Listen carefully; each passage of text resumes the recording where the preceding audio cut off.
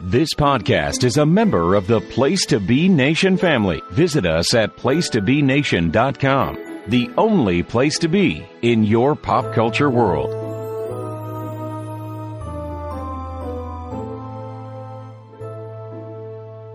Place to Be Nation. Welcome back to another lovely edition of Bells with Books. I am your Uno host, but I am a dose here. So I am Miranda. My dose, Bianca. Hello. I like that I am now the dose. The dose. I couldn't even do the full hello. I was giggling. It's okay. I want to come in singing like Queen, like Mama. I don't think I would want to hear that. When I try to sing, I can kind of sing, but not right now. If the song's not copyrighted, maybe we can politely ask Andy for that to be our intro song this time. Pretty sure that's copyrighted. So just pretend, ladies and gentlemen, that you just listened to a lovely rendition of that wonderful, fantastic song. And if you don't know it, hey, I'll say it as politely as possible. You're listening to us and you do not know what that song is. For shame. Was that a Hamilton reference? But it could very much be, but it could also be a Game of Thrones reference. Okay, that's fair. Yeah. I mean, it kind of depends on which camp you're in. It could be both. So. Well, this is May. Today, though, it is May. So there are some camps that you could talk about in May.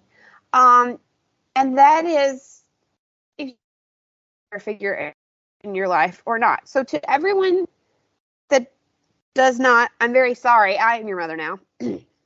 Hello. Nice to meet you. I hope you're all doing okay. Hope you brushed your teeth. I hope you took your vitamins and you drank lots of water today. Okay? So, just, I'm your mama now. Right? I'll listen to you. Pull a Meghan Trainor. That is a fantastic song, actually. But since we're here today, we're going to talk about mamas. And I wanted to preface it by saying that I, out there, not just the ones that have biologically given birth or adopted, or, maybe you're a single dad that does the mom part. Maybe you are best friends with a mom that you help take on lots of responsibilities for her. Maybe you're an aunt. Maybe you're a sister or someone raising children that are not your own. And we salute you. So today, this is for the mamas. Yay, moms! Woo! So we'll have our normal segments today, minus our recent reads and acquisitions, which we will gladly give you. Everything else will be in correlation with them. So today, Babe should buy you a gift. Babe's gift is letting me get a full night's sleep. That is priceless, by the way. Because most of the time she'll wake me up at like 2:30 howling at a lizard or a frog or something. And I'm like, will you please shut up? Or she started this new thing. She started this new thing at about 5 a.m. If we don't get up and interact with her or something. Yeah. She will jump up on our headboard very loudly. And our headboard's made of wood, so it's not like she can just lightly jump up there. But once she gets up there, then she'll just stand there and loom over you and stare into your soul. Cats do just stare into your soul in a very odd manner. It's strange. But that's my only experience with motherhood as of right now. For those who don't know, I do not have children. She has a babe. I have a babe cat. Babe is quite the TikTok celebrity. You should go check her out. She's probably one of my favorite TikToks of all time is actually Bianca's. You go watch it. It includes Babe. I think it's no surprise I am a mother because I up about my kid on here. Last month we actually talked about him quite a lot. Yeah. I am a mother to one human, yes. And I have 2 doggies. Widget, so, and what's the other one's name?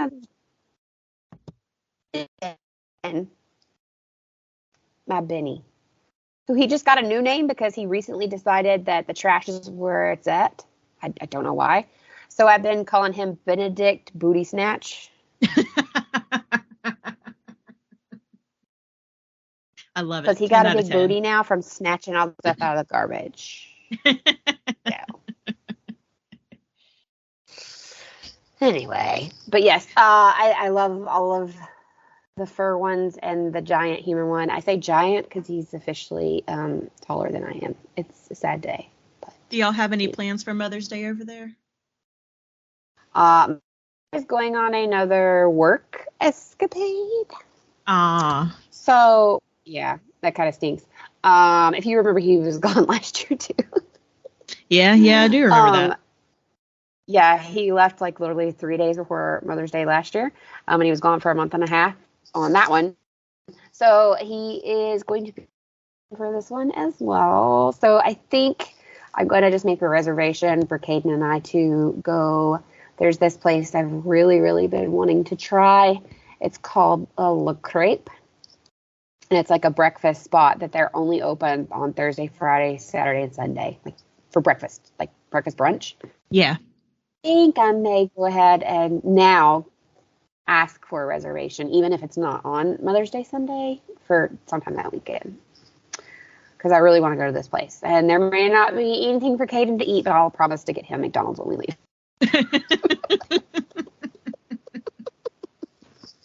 He eats like 5 things, so we go prepared when there's some place that he won't eat something. But that's okay. That's my plan. Are you guys going to see your mom? Well, we don't know yet. We're trying to figure out if we're going to see all the fam or if someone is coming to see us, because May is jam-packed in my family. We have Mother's Day, and then my mother's birthday is also in May. And then we have Memorial Day, which we kind of do family stuff for Memorial Day too. So May is just kind of all over the place. Not to mention, it was always really hard for me too. Not to mention that the next time we record, I will have seen my pop culture mother, Dr. Taylor Allison Swift. And I will come back a different person the next time we record. I'm just letting everyone know. This will be the second time I've seen her, and I may not survive this time. I foresee tears in your future. Oh, I cried the first time I saw her. Like the first opening song with like all the lights and stuff going, I was bawling. I was gone. I was done for. I'm trying to think of all of the concerts I've ever been to. We discuss this quite often, how I'm a crier and you are not. I can't say for certain. Okay, I will take that back. I did cry, and it has like a huge emotional connection for me. I did cry. I got to see Brad Paisley live. Ooh, I bet that was a good concert. It was a fantastic concert. I won't even lie. My time with FFA and 4-H got me so many amazing concerts. But jumping ahead to Father's Day for just a second, my biological father is not who raised me. So Brad Paisley has this really amazing song that I actually wrote my high school senior thesis paper on to be able to graduate, about his song called It Didn't Have to Be. Or He Didn't Have to Be. I forget the exact title of the song at this moment. But when I heard him perform that live, just found meaning to me, I cried pretty hard. So yeah, I will take that back. I have cried at a concert before. I cried at a Brad Paisley concert. But that song means a lot to me. So Yeah. It did me in. That was it. So if you were familiar with FFA, full FFA dress, corduroy jacket and all, like 3 rows from the stage, 16-year-old Miranda was bawling her eyes out. Yeah. That was an experience. You're welcome, goodness. Louisville, Kentucky. And I will say, you're welcome, Nashville, Tennessee. Right. You were going to be so close to where I grew up. Near Mother's Day, too. What? I know. Well, if you go to TikTok right now, it is full of Taylor Swift. She is beloved by many. But one of the things I love on TikTok that falls into our lovely mothers is this fantastic woman that goes by the name Mama Tot. I think I've sent you some of her stuff before. Yeah, that sounds familiar. I'm looking her up. Everybody heard Tater Tots. She's from Alabama. She's this tiny little blonde, beautiful lady. She's actually not that much older than I am. And she's like the internet's mama. If you don't mind, she's just the most precious thing. She's so supportive, and she doesn't even know most people. Like, she, for example, a few weeks ago went to like a thrift store or something like that, and she came across what was her dream wedding dress. Like, if she could have afforded it when she got married to her husband. It's a very expensive designer, ridiculously priced. And she even tried to tell that runs a thrift shop, do you know what you have in your store? There's no way this is just $50. Like, you understand you could sell this for like a couple thousand or something like that. And she was like, no, I just want somebody to enjoy it. So she bought this dress to then have it professionally cleaned and find one of hers that could use it. And That's just so sweet. She's just the sweetest thing. And she's been through some pretty crappy hardships.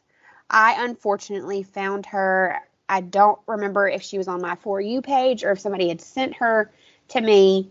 But I unfortunately was in a not so great part of her life where one of her children had been taken from her at the hands of another person. And through the whole thing, she was still so positive and uplifting to everyone else. She's just a bright spot in the world. Mama Tot, okay? Get you some Mama Tot. And I love how she will tell people, like, to shut up. Like, she will be quick to be like, I don't care about you. Like, don't talk about people like that. She will protect you. So I love that.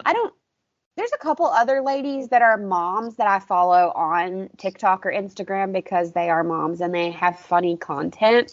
But I think overall she's like the bright spot one. If you want somebody that's just really, she's got great content. She does a lot of great like recipes. Her and her husband are like those challenges where people are trying to like backflip over each other or crazy lift stuff. They're doing stuff like that. She goes by I follow her more on Instagram than I do anything, but I think she does have a TikTok. Her name is Shannon, and she goes by Living with Lady. Okay. She actually has a lot of really like,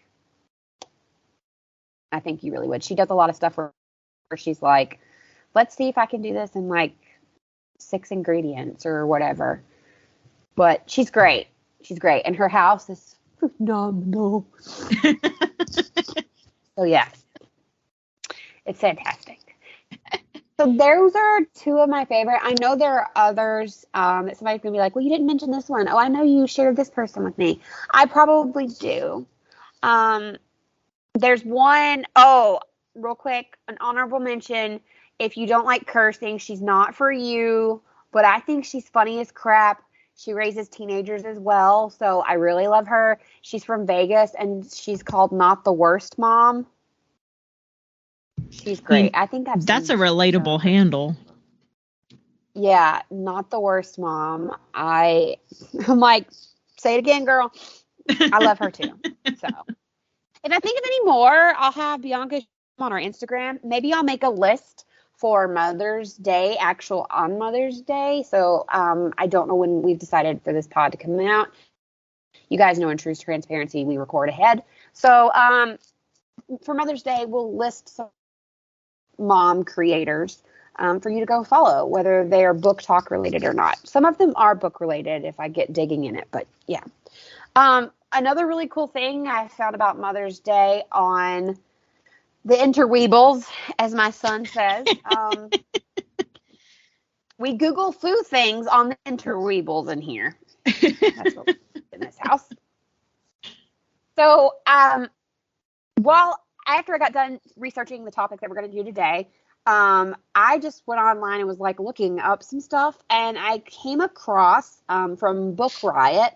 Bianca is going to add this link in the show notes for you guys. But on Book Riot, they have a list of 100 must-read books about mothers and motherhood. And I thought it was a fantastic list of books. I'm looking through the list now, and they've got some... It's a lot. They got good titles on here, though. They do. Well, and they're not all just, like, Ma Ingalls, like, perfect mother, Anna Green Gables mom kind of stories. It's, like, the bad ones as well. So it's about... It even says on here, May is Mother's Day month, so it's a perfect time to dive into books about mothers that feature one of the difficult, dynamic, nuanced mothers from this list. So it's got a little bit of everything. I was really impressed with this list, and I thought that you guys would be as well. Some of these, like The Handmaid's Tale, I've read the first book. You've read all the books? Or the first book? Where'd you go? Bernadette's on here. Oh, yeah. I just talked about that on the last podcast. Mm-hmm. I have 2 books that are actually on this list that I didn't know they were on this list when I found it. I was going to mention later as just like books that I thought were good for Mother's Day. One is funny and one is just kind of like sentimental. But all of the books on here, like White Oleander is on here, which is a really good book by Janet Fitch. Sharp Objects by Gillian Flynn. So yeah, check this list out from Book Riot. I'm sure there's tons of other websites that also have similar lists. I believe Goodreads did as well. When I was like Googling, they were like Mother's Day books or books with great mothers. So definitely check it out. Yeah, Goodreads is normally good about putting out like a themed monthly list of books. Yeah. Usually on the homepage there.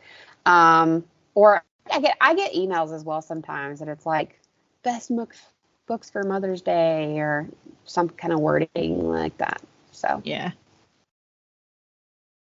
Well, for our adaptation minute, I only have one thing to mention. Mm-hmm. And I'm mentioning it because I just started the book. I'm about halfway through the book. The book is The Last Thing He Told Me by Laura Dave. I have wanted to read this one for forever, but haven't. I'm on page 93, and I love it so far. I read the first like 80 pages in like just a couple of hours. And I was reading before we started podcasting. But the adaptation recently came out on Apple TV, and I watched the first episode this afternoon. It was really good, and it stayed true to the book. So far, I highly recommend it. The Last Thing He Told Me by Laura Dave. It is a Rhys's book club pick, so no surprise there. Which, again, we've talked about how those have not steered either one of us wrong so far. I counted last Friday. I went through you texted me. Yeah, I went through the list. This is number 10 for me that I'm reading from her. Cool.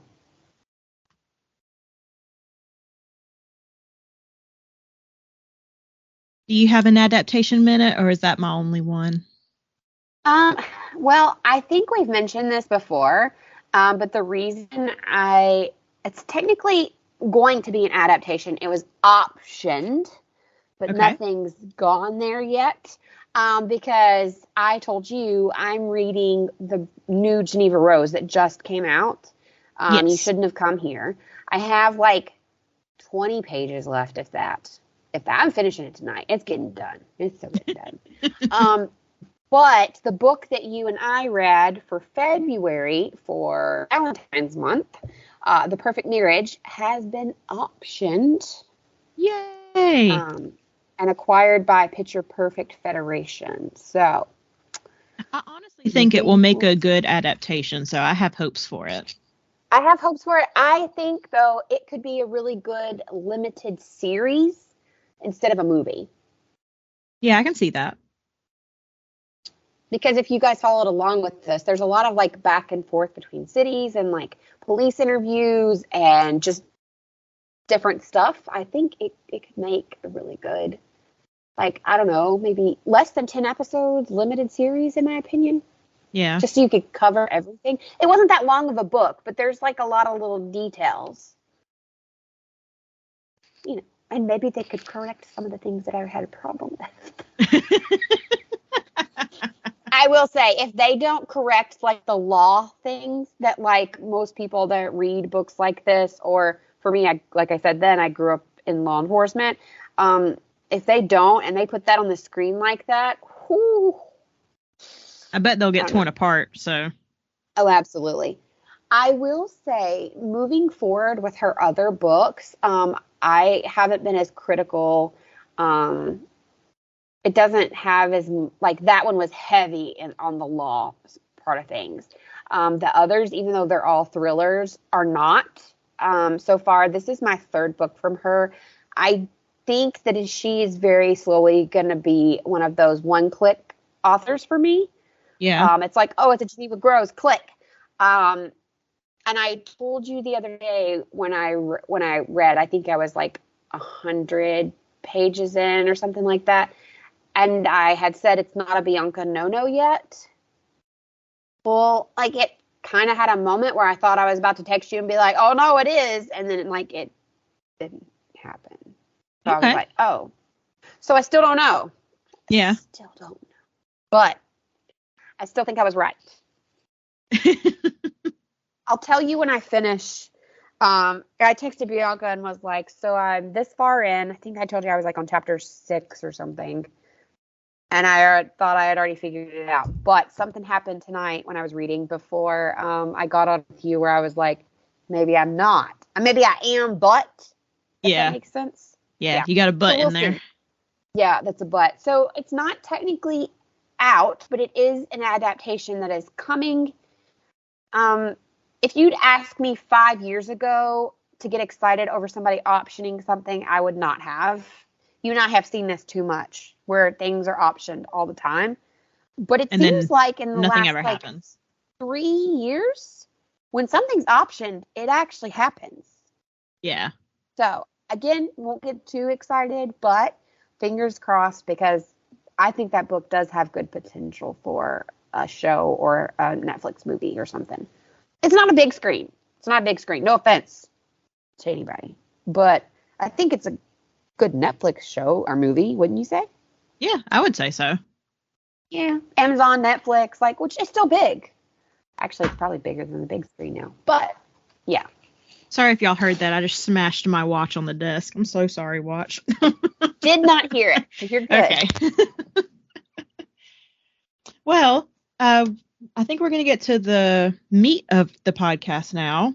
Miranda and I had an idea that instead of just discussing one or two books that we read, we're kind of going to do a roundup of our favorite and least favorite literary mothers. And she and I both agree that I think we're going to agree on at least one of our least favorites. I think we should, I think we're going to agree on one of our favorites. Oh, no, I was just saying we're going to agree on our least favorite, but maybe we might. Not. Oh, well, okay, we might. Because one of mine least favorites, not a lot of people have heard of.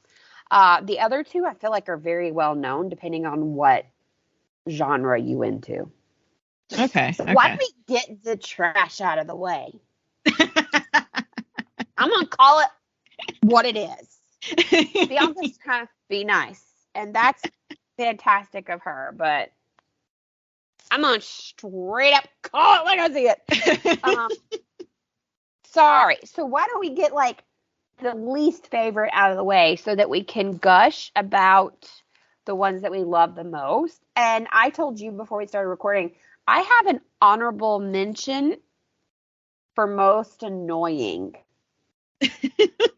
I love that category. I wish we could have come up with that category beforehand. Sorry. I was like, what is she? She's not bad. She's not good. I told you, I was like, she's not bad. She's not good. And just now I was like, she's pretty annoying. And you might not like what I have to say about the most annoying mother. Okay. Well, who's your honorable mention? My honorable mention for most annoying, don't cancel us, Miss Bennet from Pride and Prejudice. No! Oh my gosh. Yep. Do you know why I'm freaking out right now? Because Pride and Prejudice is your favorite. I had her listed under my favorite mothers. Okay, well then let's just go ahead and talk about her. I'll tell you why I think she's annoying. She is annoying, but she's so sweet and sincere. Like, she wants the best for her daughters. To marry these poor girls to wealthy men. Like, she has no other goal. Because she's stuck with 5 daughters. And back then, there's nothing you can do but marry them off. So she tried her darndest. I'm convinced that she's an alcoholic. You can't do that. Which, in full transparency, some days of motherhood, you need to be an alcoholic. So Pride and Prejudice, the 2005 with Keira Knightley from director Joe, what's his name? One of my absolute favorite scenes is when Mama Bennet is cracking a raw egg into her drink after the party at breakfast. Every time I see it, I'm like, mood. She's like, I am hungover. Someone said this was a good cure. Go shut up. I love Mrs. Bennet with every fiber of my being. So I love Mrs. Bennet in the way that I love the grandma from Downton Abbey. Like, I think she's a hoot, right? But I'm pretty sure. But Mrs. Bennet is a little annoying. I'm sorry. I can't help it. But like I said, I don't think she's a bad mother. She's not a bad mother. Just I think she needs guidance. Well, now we know we have discrepancies in our lists. Okay. I could read to you what another website said about her, but I won't. No, let me live. Let me live. No, my thing with her is, like, pretty sure she's an alcoholic. She, like, her whole goal is to marry her daughters off to these wealthy men, but she does get one-liners in both every adaptation of the, like, into movie as well as the book that are just, like, the best. Oh, she's so witty. And she knows what she's doing, because you cannot tell me that she has made her way through life with 5 daughters, not planning strategically every single thing that's going to happen. Absolutely. Because there's no way. That's why I love her. A fellow type A can recognize another type A, and that's why I love her. I mean, I'll give her this. 5 daughters. 5 kids just in general. Like, my whole inside's just for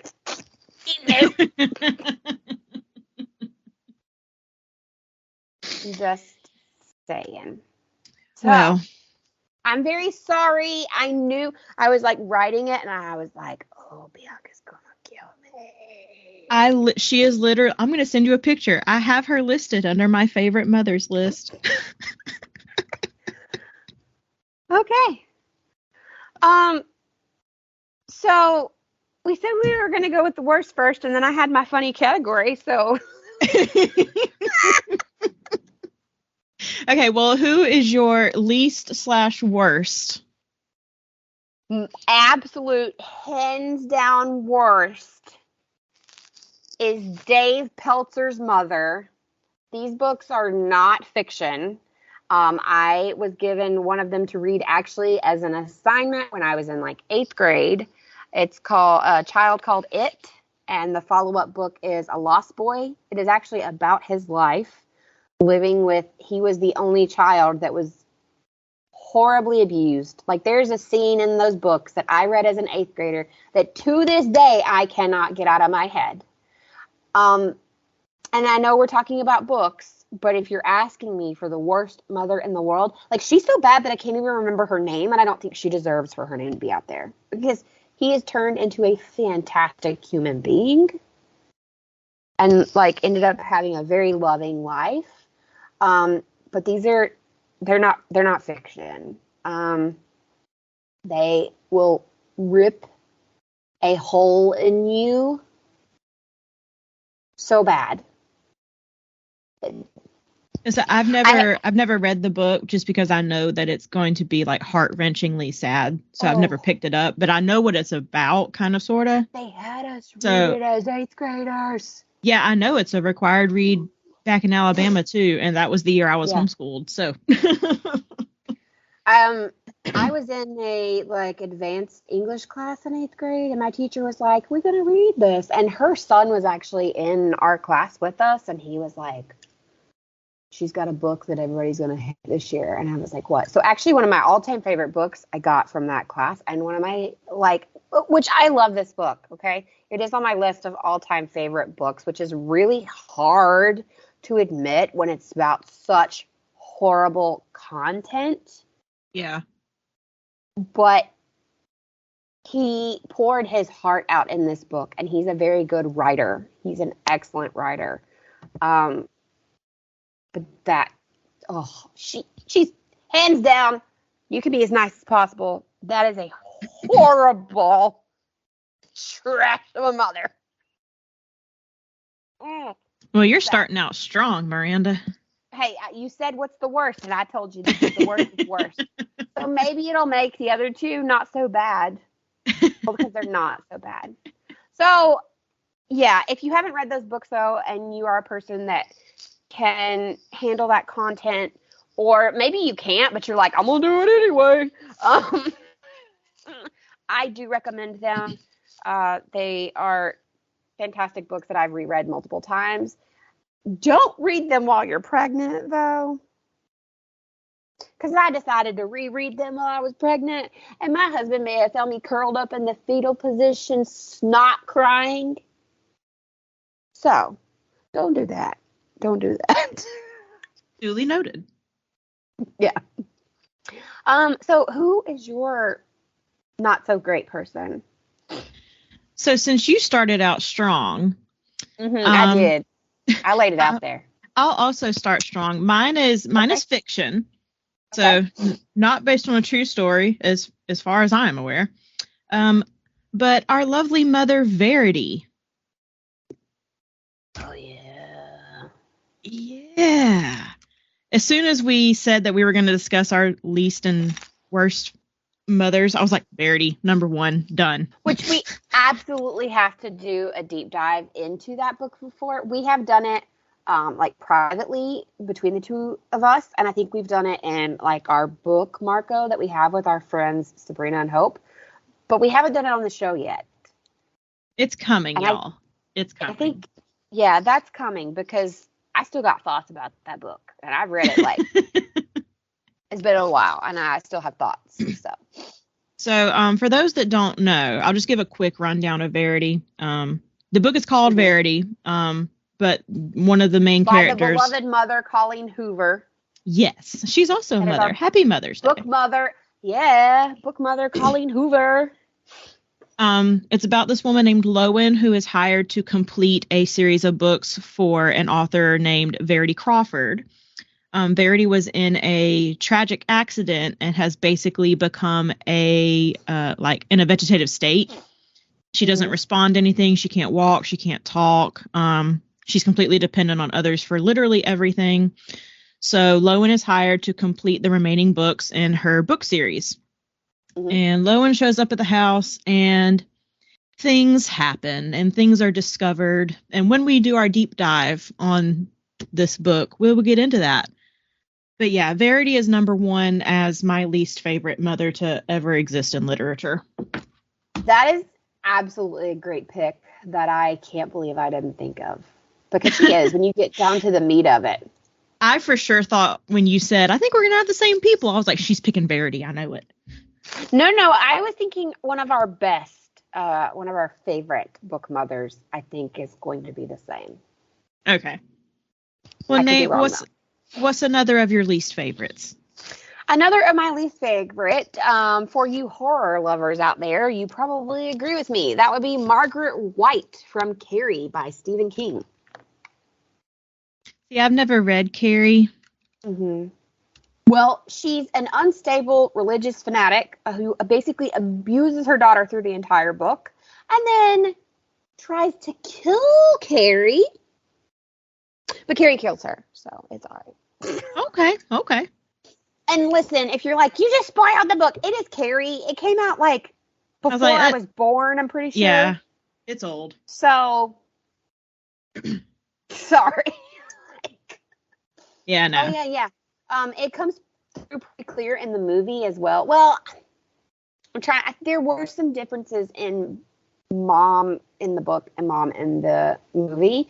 But yeah, Margaret White is ridiculous. So unstable. It's not even worth it. Like, it's just... So.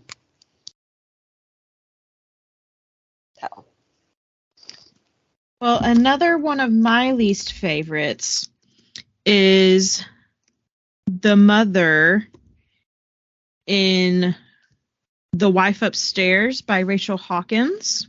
Oh. If you remember, I did this book a few episodes ago. It might have been one of our first episodes, I think. Yeah. So it's been a little while. And I honestly cannot remember her name. But it's not Jane's mother. It was the wife's mother and how she was treated and how she treated the wife. And she was basically just a drug addict who put everything above her daughter, and her daughter amounted to nothing in her life. So yeah, she made the list. If you want more details of that, go find, I think it was our third episode. I did a deep dive on The Wife Upstairs. I believe so, because isn't that when I did the horror hotel? Yes, that's when you did horror hotel. Scary-ish. I could not remember. So. Yeah. All right. Well, my final least favorite is not as bad as the other two, but still, she's pretty bad. That is Mrs. Wormwood from Matilda. That's another one I've never read. Really? Yeah. You've seen the movie, though, right? No. Oh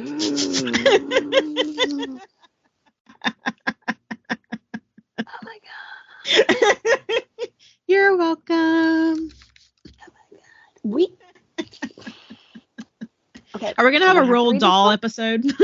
We are going to have a Roald Dahl episode, and then we'll follow it up with a stream lounge of Matilda. It's one of my favorites. So Miss Wormwood has this is not a spoiler, so she has no interest in her daughter. She basically ignores her. She belittles her. And for everyone, I think it even tells you on the back of the book, she's very happy when Matilda's school teacher is like, how can I help you? What can I do? Like, does not care. It's like, why did I have you? It's very sad. But so she's Matilda is she like a removed mother, or is she actively seeking to like make her daughter's life miserable? They treat, so her and the dad both, as well as the brother, all treat Matilda like she's this like freak She's very smart. She cares about how she dresses. She doesn't care about money. They care about money a whole lot and like how they look, but in a more of a like how do they look better than other people? Like they want to be better than everyone else. And Matilda doesn't care. Matilda wants to read her books and go to school and just be a normal little girl. But Matilda's not maybe completely normal. But they don't know that. But they're very horrible to her. Very horrible to her. But yeah. But the book Matilda is also a found family. It's very endearing. It's very, yeah. It's a quick read. I think it's considered middle grade. Yeah, most of Roald Dahl's books are pretty short, so. Yeah. It's a wonderful book, but for anyone that has read it, or even watched the movie, you absolutely know that she's just hot garbage. I mean, she's not Dave Pelzer's mother, and she's not Margaret White, but she's still on the list. She's on the list. I mean, and I can't say she doesn't want to be a mother because, like I said, Matilda has a brother that they treat him just fine. Yeah. Yeah. So. Well, my final pick for least favorite mothers is, and I don't remember her name. I was trying to find it while you were telling me about Matilda, but I still didn't find it. Uh-huh. But it's the mother in Where the Crawdads Sing by Delia Owens. It starts out like the main character is from a very, very, very like dirt poor, literally living in a shack family down in the swamp. The father is very abusive, and our main character, Kaya, she is the baby of the family. She's the youngest.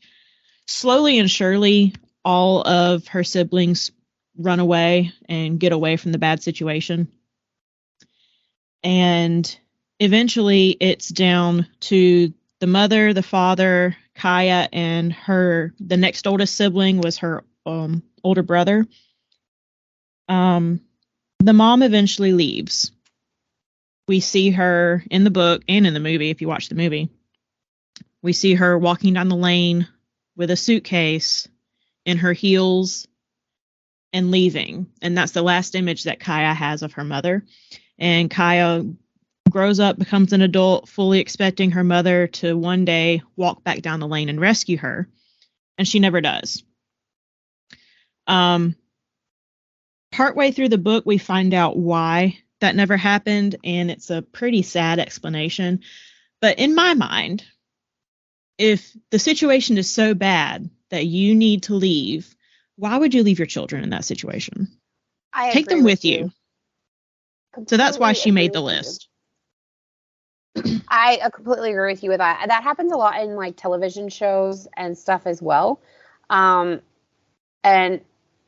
it's one of those, like, I've never been in that position. So like, I hate to like completely judge, but at the same time, as a mother, I'm like, why would you not also take your child? Like, you know? Yeah. Like, I just don't understand. She just abandoned Kaya to basically grow up on her own in a swamp with no one.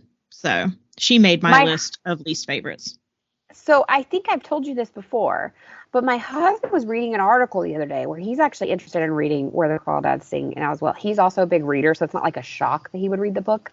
But he's interested in reading it because he's read a couple of articles where there's a possibility that this is based on a true story. Yeah. This author is in a lot of hot water for a variety of reasons. And so is her family, her brother. Yeah. So Well, this book is fantastic. It was a really good book. I cannot vouch for the author. Has said it. Nothing but fantastic. Yeah. This author is very questionable. So if you don't want to contribute to the author personally, which I completely understand, go get it from the library.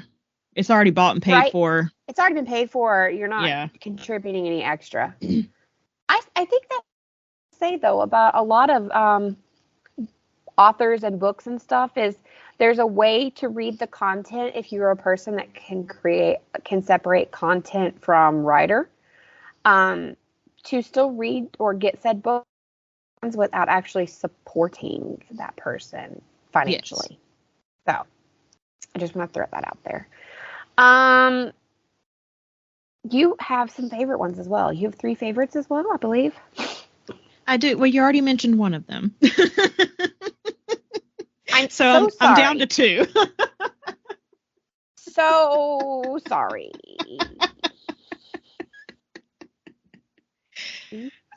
So I'll mention my second favorite. Okay. It's another Colleen Hoover pick. It is Kenna Rowan from Reminders of Him. Oh, okay. Have you read this one, Miranda? I don't remember. Yeah, I have not. No, I haven't read it. I bought it. If you remember, like it finally came in, and then I just have been elsewhere. I've been elsewhere. Okay. Well, she makes the list for one of my favorite mothers. I'll give you the rundown real quick from the back of the book. After serving 5 years in prison for a tragic mistake, Kenna Rowan returns to the town where it all went wrong, hoping to reunite with her 4-year-old daughter. But the bridges Kenna burned are proving impossible to rebuild. Everyone in her daughter's life is determined to shut Kenna out, no matter how hard she works to prove herself. That's a pretty good summation of this book. Kenna works incredibly hard to get back into her daughter's life. She's the exact opposite of Crawdads' mom. She is doing literally everything she can, tooth and nail, to get back to her daughter. And it's a very touching story. I highly recommend this book. It's one of my favorite Colleen Hoover books. Oh, which is saying a lot, because I knew that you felt that about that Colleen Hoover book. Yeah, it's good. It's good. One of the newest ones, too, I believe. Came out last year? It came out, maybe the copyright date. 2022, I believe. Yes, 2022. Okay, that's what I thought. It's one of her most recent, or is her most recent, rather. What's another one of your favorites? A couple of my favorites is Ruth Jameson from Fried Green Tomatoes at the Whistle Stop Cafe by Fannie Flagg. Ruth is my favorite because she, unlike Crawdad Mom, leaves her abusive husband Frank and sets up home to raise Buddy Jr., runs a cafe. She basically fights racial prejudice and protects Buddy from his father. Like, she ain't taking no crap. If you've never read Fannie Flagg, she's a fantastic writer who I highly recommend. Of course, obviously, there was a movie that was based on this. Fried Green Tomatoes. So, Fried Green Tomatoes. The book is excellent. Yep. Which are delicious. I love fried green tomatoes. Me too. I taught my husband's grandmother before she passed how to make them. She lived outside of Chicago most of her entire life. And so when she was like, wait, you know how to make them? I was like, I sure do. Oh, can I have them? Well, my absolute favorite literary mother that I could think of, and I thought hard about this, so I sincerely apologize to my future self if I think of one that I like more than this, but I don't think I will. Molly Weasley from Harry Potter. Yes! I freaking love Molly Weasley. She is the ultimate mom. Is a vibe. She will do anything and everything for her children, whether it's smother them with love or give them a stern talking to. Yes. But I think that's what makes her good, is she's a fully rounded person. She's a fully developed character. And I think that's why I love her so much. Yes. And I love the whole, okay, these are your friends. Well, they're part of the family now. Like, she didn't bat an eyelash when she met Harry. She didn't fawn and freak out like every other person did. She just looked at him and said, well, come on, this way. Like, pay attention. Like, Molly she literally mothered him. She did. So when the first few Harry Potter books came out, and I know this is also an author that is very controversial right now. But this, and I'm not saying but as in like, but I defend her. No. But this series will always, regardless of how anything goes forward ever, I can separate the person from the writer, from the writer from the writing. Can you? You can, I think. Yeah. Yeah. And I would be lying if I didn't say that this series had a very formative impact on me. Because when it first started, I was still in. The first one came out, I was like very young in high school, like the beginning of high school. And these have followed me all the way through into adulthood.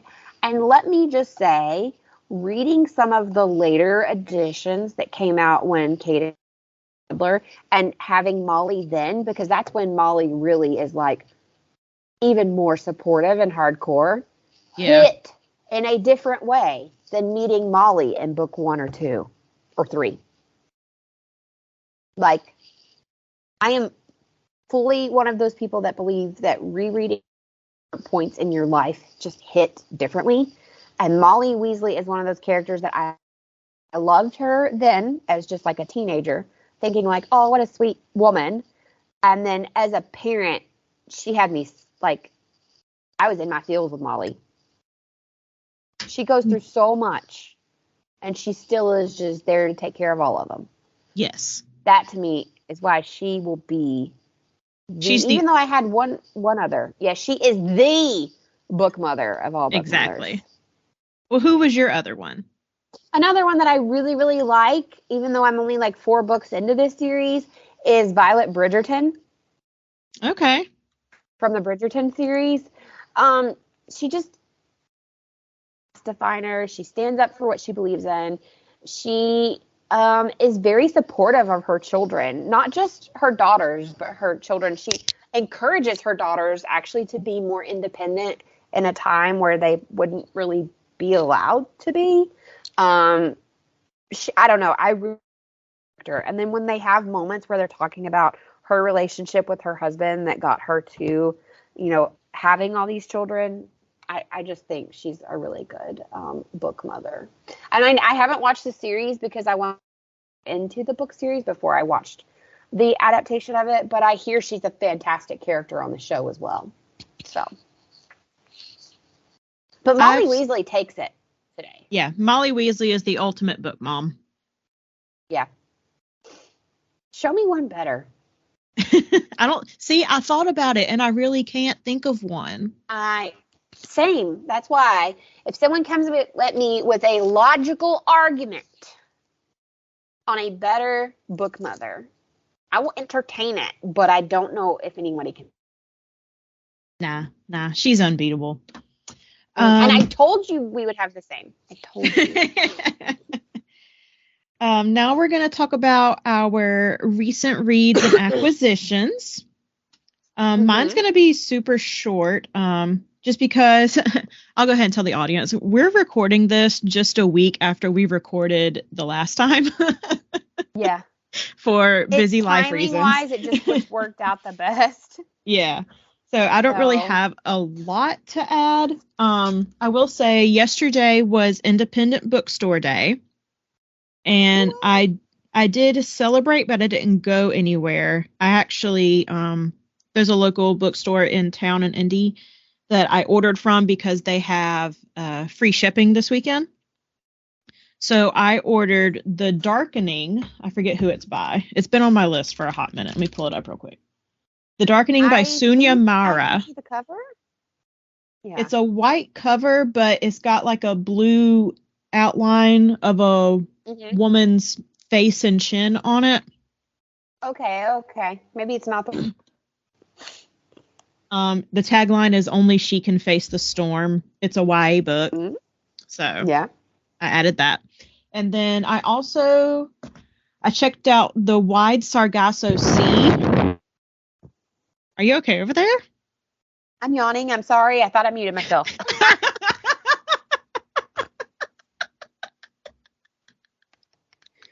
Sorry, ladies and gentlemen. Sorry. I thought I had muted myself, and then you were like, "Are you okay?" And I was like, "Nope, did not." It sounded like a tornado took you away. Very unlikely where I live, but thank you for being concerned. I'm sorry. This is a chaotic episode. Lots of laughter. Okay, back on track. I checked out The Wide Sargasso Sea by Jean Rhys. I think that's how you pronounce the name. This is supposed to be a prequel to Jane Eyre. It's about what's his name? Mr. Rochester. Rochester at his time in the Caribbean when he meets the wife. So yeah, I'm excited to read that. And then my current read is The Last Thing He Told Me by Laura Dave. I'm about a third of the way through. I'm on page 93. So by the time we record next, I can give you a full update on it, but I'm thoroughly enjoying it so far. Awesome. Well, because it is just a week after, I can give an update on the book I gushed about last recording that I was like 60% finished with. It's The House Witch, which is The House Witch #1 by Delemhach. Again, I have this author on TikTok. Because I don't know, and I don't know what they prefer. They are very private. Like, they even have a few like little ASMRs, and you don't even see their hands. Oh, weird. Yeah, but their abilities as an author, 10 out of 10. I almost texted you and said first 5-star read of the year, but that is not true. When I looked back, I gave 5 stars to another book prior this year already. So it's not my first 5-star book, but I gave it 5 stars. And for anyone that is interested in checking it out, it is actually free on Kindle Unlimited right now.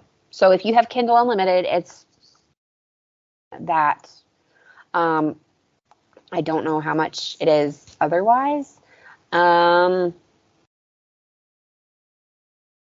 going to put that in the notes for everybody. $4.99 if you don't have Kindle Unlimited. So it's $4.99 for the ebook, like $14 for the paperback. It is classified as a humorous romantic fantasy. I think it's more of like a cozy fantasy. It's the main character is Finley Ashwin, and at first you're like, what is your problem? You have a stick up your butt. But he actually turned into like one of the most endearing, wonderful characters.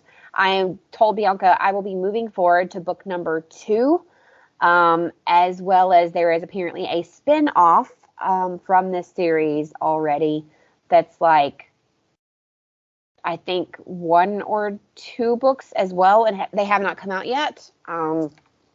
If you like fantasy, if you like cozy, it has some romance. It does not have spice. I had a friend that read it. She said she wished there had been some spice. I kind of liked that it didn't have it. Okay. I don't think everything has to have the spice in it. Every book doesn't need Bianca No in it. You know, like, yeah. I think you can allude to the fact that it's a will. This is a will they, won't they. There's like kissing and like touching, or like he lifts his shirt up and she's like, ooh, but like she's like, what? She eats her fainting couch.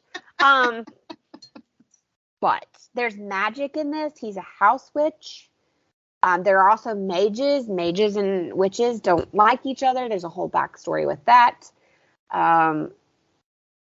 It is also, he has a good mother. His mother is precious. So shout out to like good mothers. Finley's mother she's adorable. You don't meet her until almost the end of the book, but he talks about her a couple of times when he's having like flashbacks of life, and he had a great life with his mother. His father, not so much. so there's like friendships and alliances, and he learns how to become a friend, and he learns how to become, it's not that he's a bad person, but he's so closed off.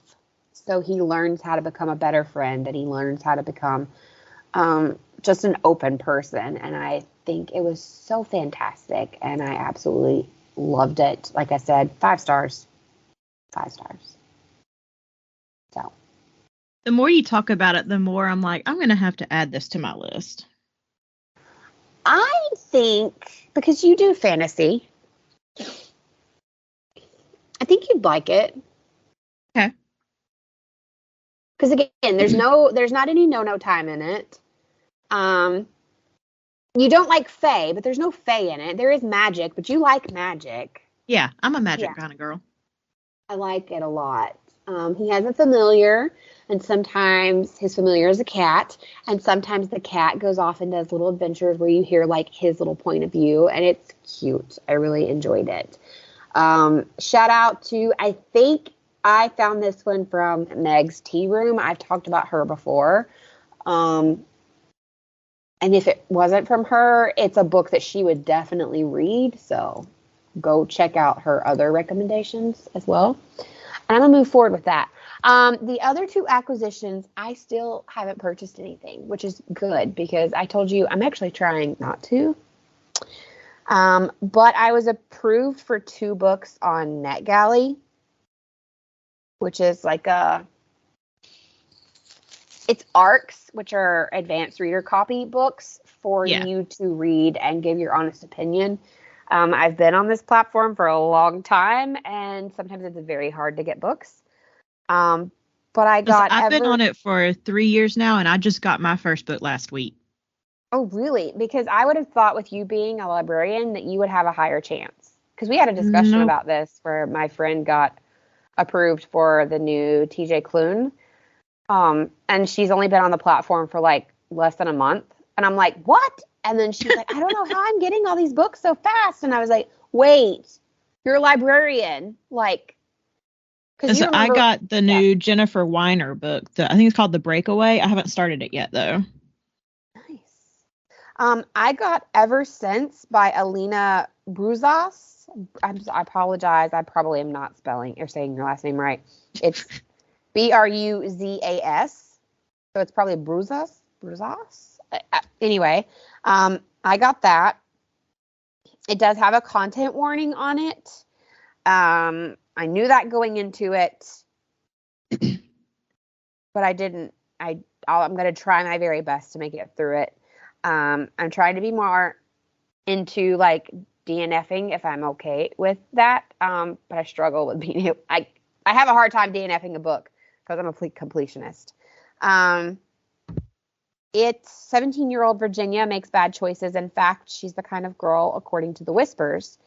But as long as she has her tight group of best friends by her side, she's able to ignore the gossipers until she finds herself spending time with Rumi, Poppy's boyfriend. Breaking with tradition, she doesn't hook up with Rumi. Worse, she falls in love with him. While Virginia and Rumi's relationship grows in secret, she discovers that his little sister, Lyra, is being groomed for abuse. The soon-to-be abuser is a respected member of the community, and only Virginia knows who he is and what he does. If it stays quiet, Lyra will become a victim, but coming forward feels equally impossible. This might be really hard to get through. But there is a giveaway for it on Goodreads. It's going till May 22nd. So I think this episode will come out before then. Yeah. So if you're listening, you can enter for a chance to win that book. Yep. This book actually releases on May 23rd. So I have to finish it before then. I'll get there. The other book I got is actually a middle grade book called Come See the Fair by Gavriel Savit. You guys and your names, they're fantastic, but I can't say them. But it's Gavriel, not Gabriel. Savit or Savit. It is 12-year-old orphan Eva Root travels the country pretending to channel spirits at seances. Her audiences swear that their loved ones have spoken to them from beyond the grave. This, of course, is impossible. But one day Eva experiences another impossibility. she hears a voice in her head telling her to come to the World's Fair in Chicago. There, she meets a mysterious magician who needs her help to bring magic to life. But as their work progresses, Eva begins to suspect that the project's goals may not be as noble as they seem. And when tragedy strikes, Eva will have to reach beyond death itself to unravel the mystery of the magician's plan before it's too late. This author is actually a National Book Award finalist for a book called The Way Back. So I've never read any of this author's work, but I'm excited. Like I said, it is considered a middle grade book. It comes out, actually, publication date was April 11th, but I have until like sometime in May to finish it from Random House Children's. So check that one out. It's already out, but I, for some reason, didn't see that I got approved. So sorry. It happens. It does. Because you get an email and it's like, you're approved, it's not fancy. It's just like text, and so I miss it sometimes. Yeah. But technically, I, again, did not spend any money on books. I got all of these. I am very proud of you. I am also proud of the people that have joined our Goodreads group. Mm-hmm. The Goodreads group is just called Bells of Books Podcast. We have 9 people. We are 1 away from 10. That means in the last week since recording, we gained a listener, because I think I was like, thank you to all 8 of you. It says members 9, and that includes you and me. So welcome. If you're listening to this, we need 1 more person to get 10. Yeah. Obviously, there's no new book going up there right now, because Bianca told you guys last time that we would put the books that we were going to be reading, and we didn't read a book for May. And June, we are still making decisions on. So if we read a book for June, it will go up there so that you can read ahead if you would like. You know what I think is really cool? I was just looking at this. If you go in there and you look at the list of members, it actually shows you like what that person is currently reading. Wait, when you click on them? Yeah, like when you pull up the list of members and you see everybody on one page together. Oh, okay. It shows you what everybody is reading. You guys have some good taste. Yeah. But we also have shelved any books that we have featured for the podcast, not just mentioned, but ones that we actually like discussed. So go join it if you so choose. Mm-hmm. And then you can also follow me personally over on the Instagram. I am at Style and Freak. You can also find me on TikTok at the same handle, at Style and Freak. And then, Miranda, where can we find you and the other Place to Be Nation people?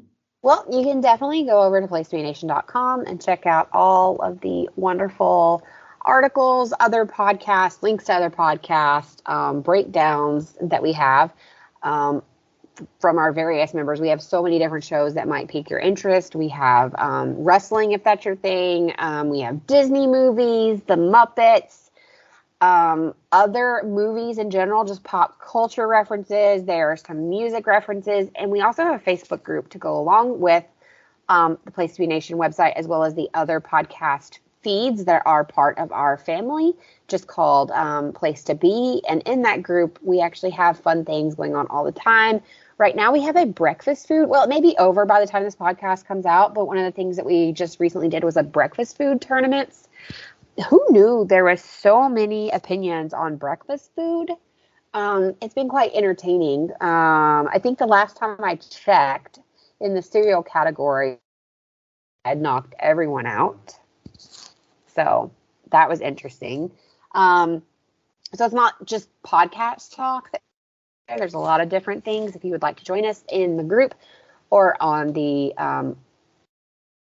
website there, we are making some changes, doing some fun things. Bianca told you guys last time that I'm slowly putting all of our episodes up on YouTube. At the time, they won't have like video to go with them. It's well, I made like a fun little thing, but it doesn't change the entire time you're listening to the episode.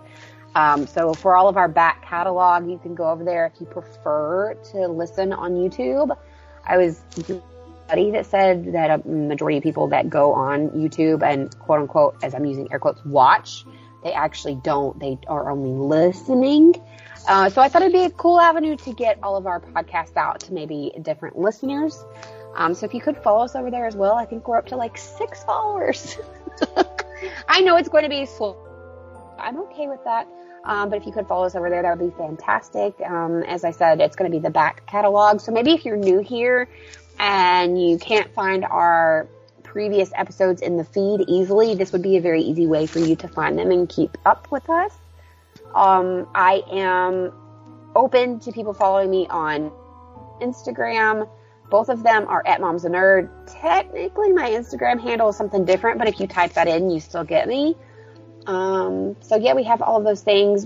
Soon as we concrete details, if we're going to read something new for the month of June or just go over a specific topic, we will share that book in the Bells with Books podcast Goodreads group first, and then we will share that as well on our Instagram. So follow us there too if you're not following us. And of course, till then, just keep reading.